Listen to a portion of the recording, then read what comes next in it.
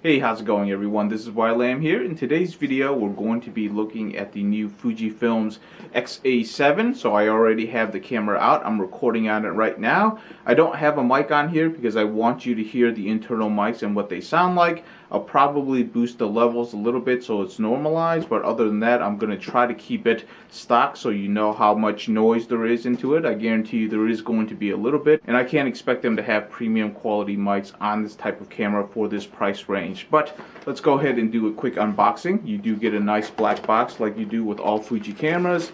It does come with a nice leather strap, which I don't use because it could potentially make noise when we're actually making videos. There's also some manuals in here which like 5 people in the world actually reads. And then of course there's the camera body. It's nicely wrapped, and of course I got the silver one because most of my cameras that I got for 2019 are silver. So I'm just following that trend, although I really do like the dark gray one. And then of course comes the 15 to 45 lens. This is their basically low budget kit lens that comes with it. It's actually a nice range for vlogging, but it's not all that great for photography. But for the price range, this is the kind of camera lens you would expect to have in here. And then of course there is the Fuji battery, which has been around forever. They really do need to upgrade this battery for video because it just doesn't last very long. The last couple of things in the box is the USB cord, which you're going to use to charge your battery. And then the last thing that they put in here, which is super useful, and that is the audio adapter, which is a 2.5mm to 3.5mm adapter. This is definitely something you're going to need if you want to use a microphone. So it is nice that they have bundled it in here so you don't have to go find it somewhere else. And that is basically everything that's in the box. Let's go ahead and start talking about the camera. So here we are in the hallway. This is the hallway that I test all of my Fuji cameras. Just walking very normally. I have all of the camera settings in default. I basically put the lens on, put the selfie screen out, and it automatically turned on face auto detect, and I'm starting walking. This is without digital image stabilization turned on. So this is just basically with the default settings, and the default settings doesn't have digital image stabilization turned on. When I was through that dark section, the face auto detect actually went off because it couldn't see my face. And then we're gonna test what happens when it goes really dark. I'm right below the exit sign, so you can actually see an outline from the red that's coming off. So it is pretty sensitive to light, although I'm sure the image quality is terrible. And then I'm gonna turn it back on and see how quickly you can focus this back with the light transition change. Going to go ahead and turn on digital image stabilization and do the same walk to see what it looks like. Alright, so we have digital image stabilization turned on for the 15 to 45. It does crop in a little bit. As you can see, it is definitely closer to my face, but it is still very doable for kind of a walking vlog or if you want to vlog with it. So definitely something that you can use, but the crop in is definitely real. I'm going to go ahead and go into the dark section again, and of course it loses my face because it's too dark to actually see what's going on. And then we'll see how quickly it can catch up. So face detect just caught up, and then I'm back out into the bright light, and then do a quick shut off and a turn back on. Actually, shut off. Let's see how quickly it can actually change. The face recognition actually does turn back on. It can actually see my face right now with the red outline that it's going from the exit sign. So that is a quick test. We're going to go ahead, jump outdoors, and see what it looks like out there. Alright, so we're outside right now. It's an overcast day, so it's a pretty easy day to actually vlog with because you don't have to deal with a whole lot of sunlight. So just testing how this works on the outdoors. I do have digital image stabilization turned off. Just walking very normally. I have all of my coats on because it is kind of cold outside. Winter is coming, so it is kind of nice to be able to do this without having too much cold weather, so it's pretty easy today.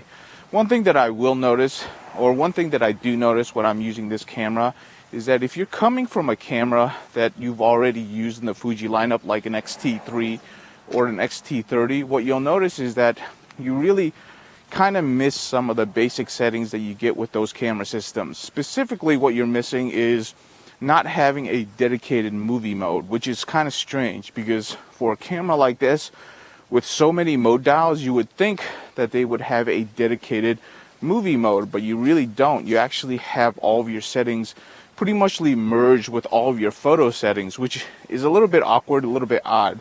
So if you're coming from an X-T3 or an X-T30, you're really not going to like how it's actually going to be set up, because it's a little bit, I don't know, it's a little bit hard to figure out what your movie modes are because you don't have dedicated settings for movie modes. But if you're new to the Fuji lineup, you'll probably find this very easy because there's just not a whole lot of menus or a whole lot of settings that you have to work through in order to start recording video. It's very easy to set up. Once you flip that screen out, you can automatically start, or you automatically start getting face detect. You hit the record button, which is the button right on top of your exposure compensation, and then you can automatically start recording. So overall, very simple system to work with, but if you're coming from another camera line within the Fuji lineup, you might have to unlearn some of the things that you've been doing. Alright, so this time around I do have digital image stabilization turned on, so it crops in a little bit, but really isn't too bad in my opinion, but we'll see if it actually is a benefit. What I find for the most Fuji cameras is that in bright sunlight or in sunlight in general, the focusing system usually works a whole lot better, so we'll see if that's actually true for this camera system. But again, I'm just walking around normally, just trying to see how digital image stabilization works for this camera, or this specific lens really, because when we tried it with the 10-24, it didn't seem like the focusing system worked very well for it. I do still need to try it with the 18-55, which is like my favorite kit lens ever, because it really isn't a kit lens, it's so good. But the 15 millimeters on this camera lens is so good for vlogging because it's nice and wide.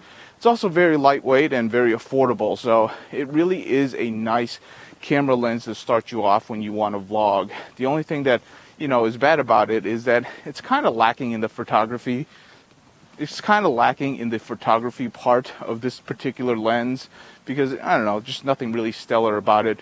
But it is a great entry-level lens, and hopefully this video shows that the image stabilization is also very good for vlogging purposes because we don't have anything like built-in IVIS. Also, for this entire section, I've been using a lav mic, so hopefully the audio quality has improved over just using the stock internal mics.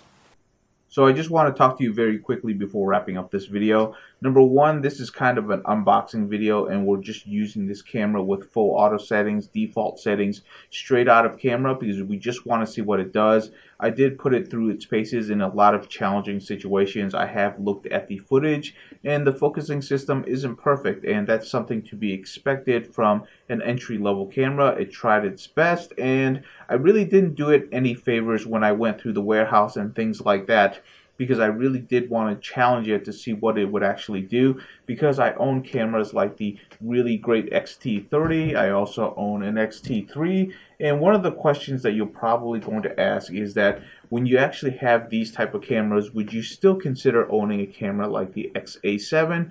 And the answer to that is the fully articulating screen. It's so useful that I would probably still end up using it for vlogging situations where I just don't need, you know, the perfect setup or need a big rig setup to actually get the scene that I want. One of the things that I always say on YouTube is that the audio is almost always more important than the video because they want to hear what you're talking about. So if your video isn't perfect, you can usually get away with it. But I just want you to keep in mind that I am going to be working with this camera some more. I'm going to be tweaking some of the settings to see if I can improve, you know, how the video capture is, because it probably can be improved, and it's not going to be a situation where I'm always going to be walking in bad light. Anyhow, that's all I have. Thank you so much for watching. If you have any questions, please leave in the comments below, and I'll see you in the next video.